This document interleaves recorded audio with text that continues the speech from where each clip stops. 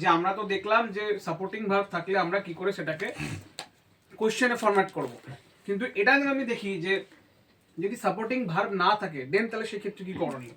তাহলে আমি যদি দেখি কি বলেছি যে ইউ রিড ইংলিশ, আমি যদি এটাকে করি এখানে কোনো সাপোর্টিং ভার্ব নেই, এখানে সাবজেক্ট রয়েছে ইউ, রিড হচ্ছে মেন ভার্ব, ইংলিশ হচ্ছে object.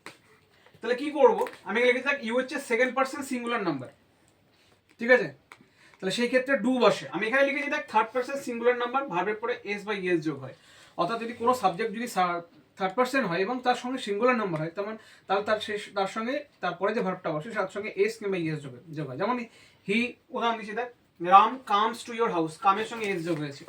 He goes to school, তাহলে গোয়ের সঙ্গে ইএস যোগ হয়েছে। তো আমি পরেরটা আসছি, তাহলে সেখানে কি করণীয় হবে, মেন আমাকে দেখতে হবে প্রথমে কোন টেন্সে আছে। ইউ রিড ইংলিশ কোন টেন্সে আছে, প্রেজেন্ট টেন্সে, সিম্পল হিসাব।